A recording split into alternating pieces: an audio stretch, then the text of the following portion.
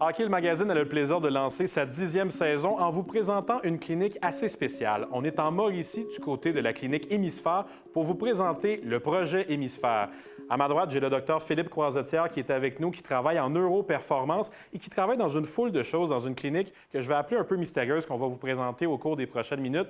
Docteur Croisetière, d'abord, est-ce que je peux vous appeler Philippe? Oui, pas de problème. Philippe, parlez-moi de ce que vous faites ici à la clinique. Je pense que je pourrais essayer de l'expliquer, mais la neuroperformance, vous allez assurément être meilleur que moi pour pouvoir l'expliquer. Oui, mais dans le fond, c'est une multitude de facettes. On prend le système visuel, puis on regarde voir les implications que le système visuel et visuomoteur a sur le cerveau. Comment que cette neurologie-là impacte les mouvements, la vitesse de réaction, les distances, les profondeurs, l'estimation de la vitesse, ces choses-là. Philippe, juste avant qu'on aille voir les systèmes que vous avez ici, je veux parler d'un autre côté parce que vous travaillez aussi à traiter des commotions cérébrales et ça, évidemment, c'est un sujet qui a été malheureusement beaucoup à la mode dans le sport dans les dernières années. Oui. Vous avez une technologie aussi qui peut aider à rétablir des commotions cérébrales, une technologie qui, je crois, a été utilisée à l'époque par Sidney Crosby notamment. Oui, exactement. Tout passe par notre examen.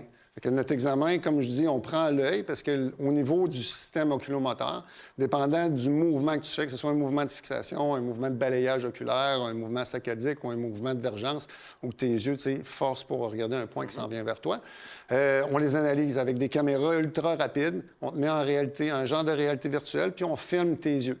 Fait que le point bouge de gauche à droite à l'intérieur de l'écran. Puis, il faut le suivre de manière le plus fluide possible. Ce qu'on voit ici, on voit que la fluidité se perd un petit peu. Fait qu'il se ramasse avec ce qu'on appelle des saccades. Ça veut dire que l'œil bouge rapidement. Puis pendant qu'il bouge rapidement, bien, notre œil, il se repositionne, puis on devient aveugle. Fait que notre cerveau remplit une case vide, dans le fond, puis il remplit une case vide avec une prédiction qui est probablement fausse. Fait qu'il perd le tracking, pour un gardien de but, il peut perdre le tracking de la rondelle.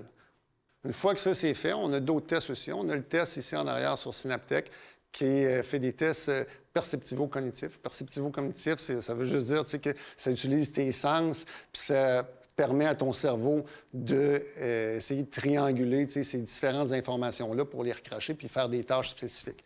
On a aussi en arrière une plateforme de force qui mesure ton équilibre au sol. Fait que l'équilibre au sol est super important parce qu'au niveau des commotions, souvent une implication vestibulaire. Vestibulaire, c'est un peu ce qu'on a parlé dernièrement dans les journaux, le GPS interne, ton GPS interne. Comment tu es capable de, toi, te situer face à l'environnement. Fait qu'au niveau athlétique puis au niveau commotionnel, ça se ressemble. C'est un peu les mêmes marqueurs, mais qu'on analyse avec un œil un peu différent. Au cours des dernières semaines, des derniers mois, il y a plusieurs choses qui ont été dites à votre propos, mais Samuel Montembeault s'est mis à travailler avec vous. Évidemment, c'est un nom qui résonne beaucoup pour les amateurs de hockey au Québec. Il a travaillé à améliorer certaines choses avec vous sans entrer dans les secrets de ce que vous avez fait concrètement avec Samuel. Qu'est-ce que vous travaillez avec un gardien ou un athlète en général? Dans le fond, comme je disais, on travaille la stabilisation de l'œil. On travaille la façon dont l'information se rend, la vitesse qu'elle rend, puis aussi la façon dont ton cerveau filtre l'information pour utiliser le programme moteur. Ça veut dire la façon de réagir le plus approprié possiblement. Fait qu'on peut faire une analogie avec regarder une game de hockey des Canadiens. Ouais. Fait que RDS filme le hockey avec une caméra 4K, des stabilisateurs d'image. Chez nous, j'écoute le hockey, puis j'écoute ça avec une fibre optique, fait que l'image se rend bien, puis mon écran est 4K, fait que je perds aucun signal, puis je perds aucun détail. C'est ce que vous voulez faire avec les athlètes aussi, que la transmission entre l'œil et le cerveau fonctionne de la bonne manière. Exactement, de façon plus optimale possible.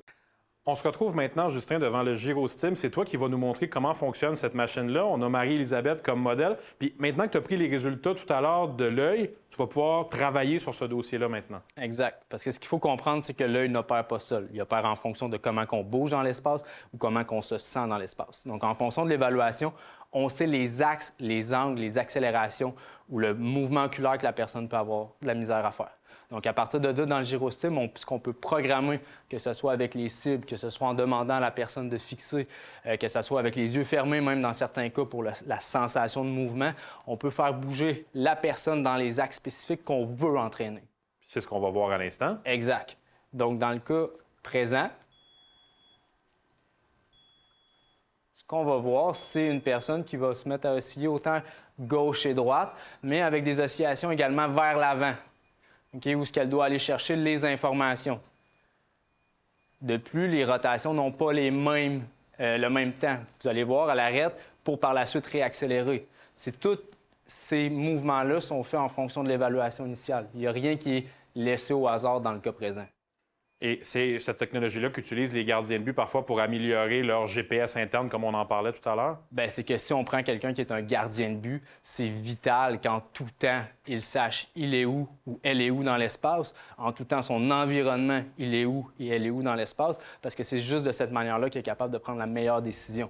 Fait que là, ici, on regarde la précision et la vitesse sur laquelle il est capable de toucher les cibles. Est-ce que mon score n'est pas trop mauvais? Oui, ça va bien jusqu'à maintenant. Puis après, on est capable de l'analyser, puis on est capable de le comparer avec lui-même, puis avec une base de données, disons, si c'est un joueur de hockey puis qui joue dans la Ligue nationale, bien, dans la Ligue nationale, si c'est un joueur de football, on est capable de mesurer avec des personnes de la NFL. Fait que dépendant de leur sport ou de leur niveau, on est capable de mesurer ça avec des athlètes comparables. Philippe, il y a beaucoup de choses qu'on aurait pu faire encore ici, puis j'ai beaucoup de plaisir à faire ça. Merci de nous avoir reçus au projet Hémisphère. Fait plaisir. Félicitations pour tout ce que vous faites ici. Merci. Et on va entendre parler de vous, je pense, beaucoup dans les prochaines années.